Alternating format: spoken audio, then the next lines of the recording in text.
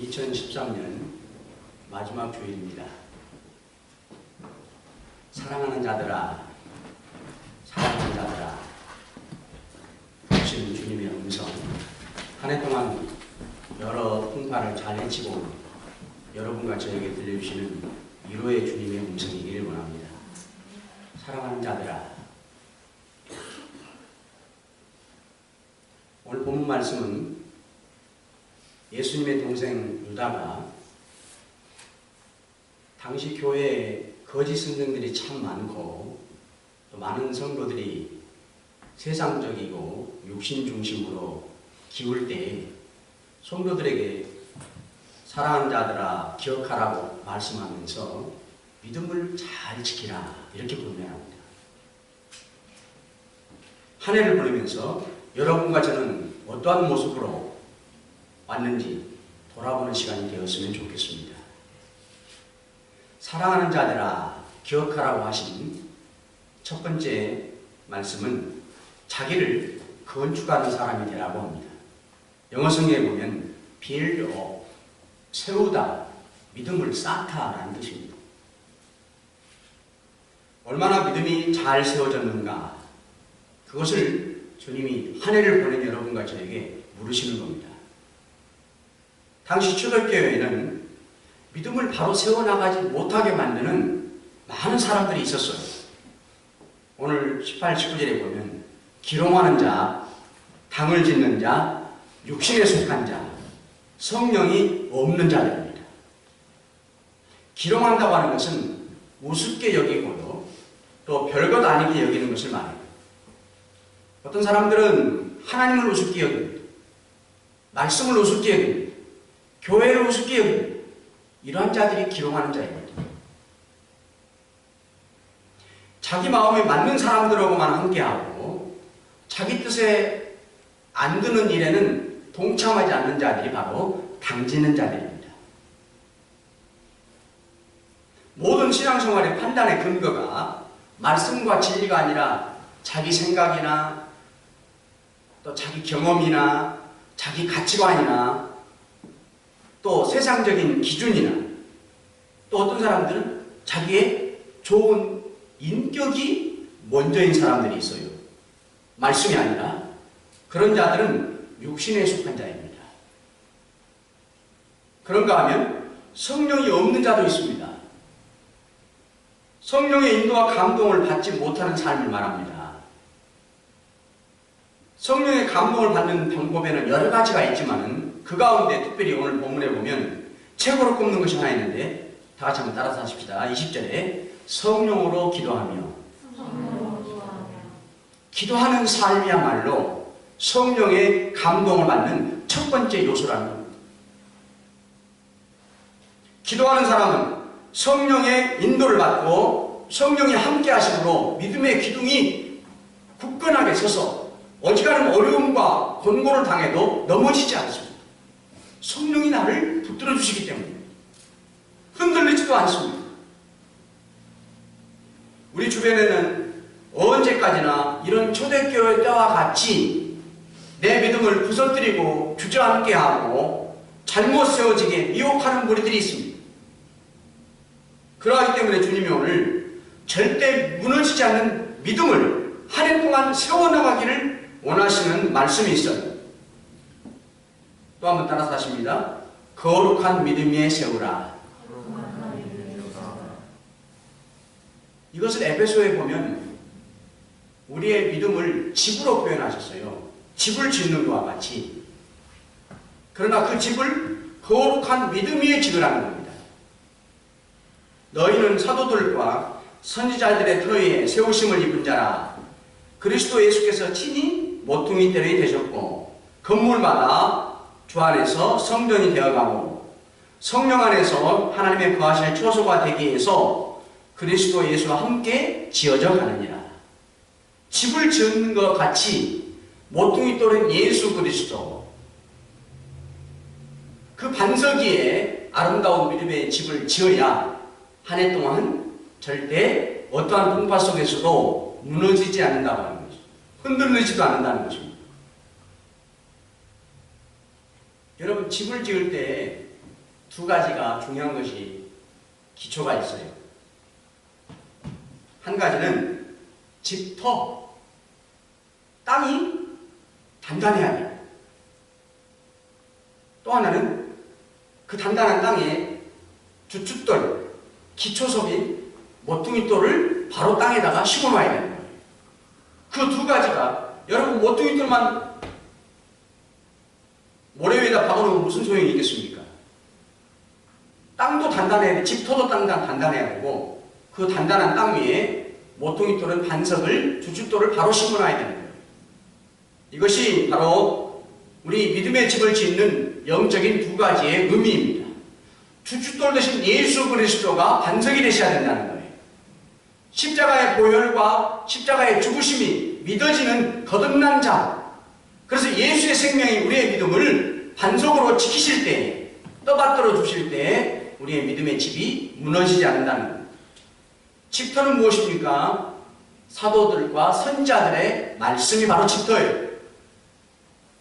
집터, 좋은 터, 하나님의 선지자들이 들려줬던 그 말씀과 거듭난 믿음, 예수 그리스도의 반석이 함께할 때 어떤 풍파에도 어떤 미혹에도 여러분과 저는 한 해 동안 믿음의 집이 무너지지 않고 견고하게 서 있을 수 있다고 하는 것입니다. 예수님께서도 약속하셨어요. 누구든지 내 말을 듣고 이 말을 행하는 자, 그 집을 반석 위에 지은 집이 되느니라. 어떠한 바람이 불어도 홍수가 몰아쳐도 그 집은 절대 무너지지 않느니라. 사랑하는 자들아 기억하라고 하는 두 번째는요, 자기를 지키는 사람이 되라고 합니다. 유다는 지켜야 할 것이 많이 있지만 오늘 본문 말씀 16절에 보면 원망이나 불만이나 자랑하는 말이나 아첨을 하지 말라고 해요. 무하고 다 관계에 있어요. 이런 것들이 다 말에서 비롯되죠. 그런데 여러분, 이 말과 깊은 연관이 있는 것이 뭐냐면 마음이에요. 그래서 이 말씀은 마음과 내 말을 지키라는 거예요. 그래야 우리의 믿음의 집이 무너지지 않게 된다는 것입니다. 모세 때 12명의 정탐꾼을 뽑아가지고 40일 동안 가나안 땅을 정탐하고 돌아오게 하죠. 돌아온 후에 10명의 비관적인 보고를 들은 이스라엘 백성들이 밤새도록 통곡하면서 모세와 아론을 원망합니다. 12명의 정탐꾼 가운데 여호수아와 갈렙 두 사람의 긍정적인 보고보다는 안타깝게도 10사람의 비관적이고 부정적인 보고가 이스라엘 수많은 백성들의 마음에 와닿게 돼요. 이 10사람은 똑같이 가서 보고 왔지만은 그들은 우리보다도 강하기 때문에 절대 하나님의 말씀은 둘째치고 말씀은 이긴다고 했지만은 이길 수 없다 하고 부정적이고 비관적으로 보고하게 되죠. 이 말씀 속에 여러분 깊은 뜻이 담겨 있어요. 여러분과 저를 원망케 하는 결정적인 원인은 나에게 소식을 전해주는 사람들에게 달려있다고 하는 거예요. 여러분과 제가 원망하는 도화선은 옆에 사람이 나에게 어떤 말을 들려주느냐, 어떤 소식을 들려주느냐가 도화선이라는 거예요. 그러면 반대로 생각해 봐야죠. 여러분과 제가 소식을 전하는 자가 된다면 어떻게 해야 될까? 부정적인 소식도 긍정적인 소식으로 전해주면 내 소식을 듣는 사람들이 원망하지 않게 될 겁니다.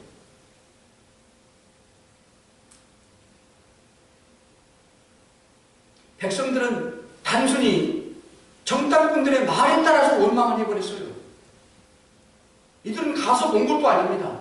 그냥 보고 온 사람들이 하나님의 말씀을 믿지도 않고 약속도 못 믿고 현실만 보고 와서 부정적으로 비관적으로 안 된다고 그 말만 듣고 수많은 사람들의 백성들이 원망하게 되는 거였어요. 하나님께서 이스라엘 백성들이 광야길을 갈 때 날마다 만나만 먹여줬더니 백성들에게서 불만도 생겼습니다. 그런데 원래 아무것도 먹을 것이 없을 때 처음 백성들에게 만나를 줄 때는 감사하고 찬송뿐이었어요. 그런데 시간이 흐른 다음에 자기들이 예전에 애굽에서 살았을 때 먹었던 고기가 생각이 납니다. 그때 없었던 불만이 싹이 틉니다. 무엇을 말하냐면 여러분과 저에게 이 불만은 다른 것과 비교할 때 싹 튼다는 거예요.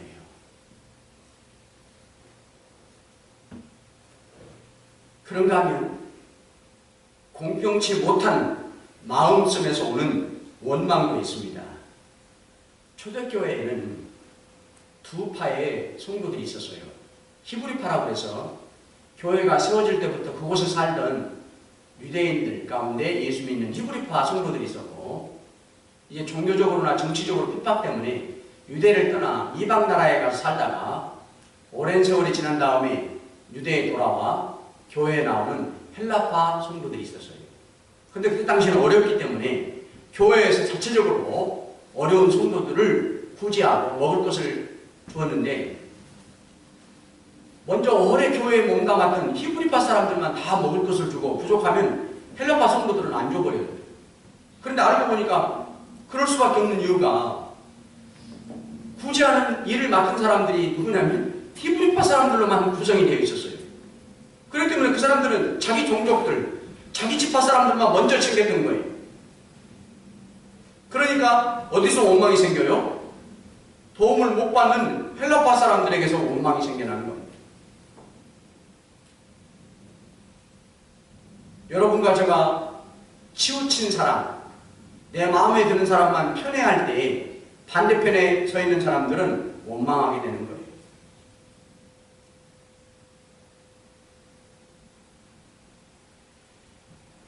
마음을 지켜야 내 믿음을 잘 지킬 수가 있어요. 잠언 25장 28절에 말씀하셨습니다. 다 같이 큰 목소리로 따라서 하십시다. 자기의 마음을 제어하지 아니하는 자는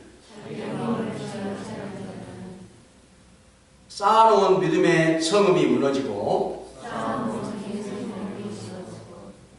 성벽이 없는 것 같이 된다. 여러분, 내 마음의 성벽이 무너지고 없는 것 같이 되면 사탄 마귀가 내 마음을 아무 때라도 넘나든다는 거예요. 이런 원망, 이런 불평, 이런 불만의 마음을 수시로 똑같은 환경 속에서도 넘나들면서 내 마음의 문을 넘어와 생기게 한다는 거죠. 이런 내 마음을 우리는 다스리기가 힘들 때가 금년에도 많이 있었습니다. 그때마다 오늘 본문 22절 말씀처럼 예수 그리스도의 긍휼이 임할 수 있도록 주를 의지합니다. 주님, 내 마음을 좀 다스리게 도와주시옵소서. 나는 왜 이렇게 원망과 불평 가운데 사는 인생입니까? 주님, 불쌍히 여겨주시옵소서. 아니, 똑같이 살면서 왜 저 사람들은 자족하고 감사하는데 나는 왜 똑같은 환경 속에 불평과 원망 속에 삽니까? 주님, 긍휼히 여겨주옵소서. 주를 의지하라고 하는 거예요. 물론 다른 사람들을 향해서도, 원망과 불평 속에 사는 다른 사람들을 향해서도 역시 주님이 긍휼히 여기시기까지 기다려줘야 하는 것입니다. 사랑하는 자들아, 기억할 것 세 번째는요, 불 속에서 끌어내어 구원하라고 합니다. 심판의 불을 말씀하고 있어요. 심판이 두 가지가 있습니다. 오늘 본문 앞에 7절에 보면 소돔과 고모라 성에 불심판이 있었습니다. 소돔과 고모라 성에 하나님이 내린 심판은 그들의 죄악 때문이었어요. 하나님이 심판을 시켜서 진노의 대상으로 삼은 사람들, 이들은 구원을 받을 수는 있지만은 주님 앞에 책망을 받게 됩니다. 이런 사람들의 모습을 스가랴에서 보면 이렇게 말했어요. 불에 타다가 그슬린 나무들. 여러분 산에서 통나무를 베어다가 장작불을 태워봤잖아요. 타다가 다 그슬렸을 때 꺼냈을 때의 모습. 하나님 앞에 심판받아 영영 다 사라지기 전에 끄집어내는 구원하는 자가 되라. 그런 말씀입니다. 이단 사상에 빠진 자들도 바로 불심판을 받을 자들이니 건져내라고 하는 겁니다. 또 하나 여러분과 제가 힘써야 할 장차 불 속에 들어갈 사람들입니다. 지옥을 향해 가는 불신자들입니다. 예수를 믿지 않았기 때문에 죽은 후에 가는 꺼지지 않는 영원한 불이 있는 곳입니다. 부산 수영릉교회에 개인 병원을 운영하는 집사님이 있었어요. 이 집사님은 하루 일과를 마치고 집에 오면 날마다 배터리 작업하는 일이 있었습니다. 진료 카드를 가지고 와서 집에 와서 하나하나를 계산하는 거예요. 오늘 몇 사람을 진료했으니까 이렇게 돈을 많이 벌었구나. 한 사람 한 사람 진료 카드를 넘기면서 돈을 계산하는 거예요. 진료 카드가 많을 때에는 마음이 흐뭇하지만 진료 카드가 몇 장 안 될 때는 마음이 속상했어요. 그러다가 어느 날 성령께서 마음을 두드리셨습니다. 너는 매일 환자 카드나 보면서 돈이나 계산하고 너의 일생을 끝낼래? 왜 환자의 영혼은 한 번도 생각하지 않느냐? 이런 성령의 음성을 듣게 됩니다. 심령 속에 충격을 받습니다. 무릎을 꿇습니다. 주님, 용서해 주옵소서. 나는 매일같이 육신의 병을 치료하는 의사이지만 돈 버는 장사꾼이었습니다. 그날로부터 생각을 바꿉니다. 이제 찾아오는 환자들에게 영혼을 돌보는 의사가 되기로 결심을 하고 그들의 병을 치료하면서 그들의 영혼을 위해서 기도하기 시작합니다. 그렇기 때문에 사랑으로 치료하게 되고 아주 없는 큰 친절로 환자 한 사람 한 사람 돌봅니다. 소문이 납니다. 저 의사는 참 좋은 의사입니다. 정말로 친절로 우리를 돌보는 의사입니다. 그러니까 환자들이 많이 늘어나게 되고 기도하면서 이제 치료 온 다음에는 진료 카드를 계산하는 게 아니고 영혼의 카드를 넘겨봅니다. 병원이 많은 돈을 벌게 되고 많은 사람을 구원하게 됩니다.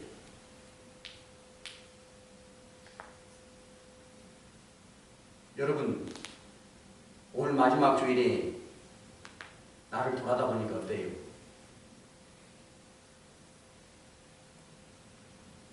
그다지 많은 믿음을 세우지 못했습니다. 자기를 지켜내지 못한 적도 있었습니다. 그렇죠? 죽어가는 사람들을 구원시키는 일도 소홀했습니다. 미국에 사는 어떤 예수를 안 믿는 농부가 교만한 생각으로 기독교 잡지사에 이런 글을 투고해서 보냈습니다. 나는 하나님도 모르고 예수도 모릅니다. 그러나 나는 지난 봄에 씨를 뿌렸다가 파종을 했고 여름을 넘기고 가을에 풍성한 수확을 거뒀습니다. 그런데 내 수확한 양은 내 이웃집에 있는 기독교인보다 훨씬 많습니다. 이것을 보니까 하나님의 판결은 짐작할 수가 없습니다. 많이 거둔 나는 불신자고 적게 거둔 저 사람은 기독교인이니 말입니다. 이 편지를 받은 잡지사 편집장이 이렇게 답을 써서 보냈습니다. 하나님은 가을에 결산하지 않으십니다. 하나님은 연말에도 결산하지 않으십니다. 하나님은 심판의 날에 결산하십니다. 사랑하는 성도 여러분, 비록 2013년 한 해 동안 눈에 보이는 믿음의 건축은 완성되지 못했습니다. 그러나 긍휼이 풍성하신 하나님은 우리 교회도 지켜주셨고 여러분의 가정도 지키시고 보호하사 넘어지지 않게 돌봐주셨습니다. 창세전이나 오늘 2013년 52주 마지막 주일 이 시간에도 다가올 내년에도 주님의 영광과 주님의 권세와 위엄은 변함없이 있습니다. 사랑하는 자들아, 이런 주님을 다시금 기억하라. 오늘 주신 말씀 생각하면서 기도하시겠습니다.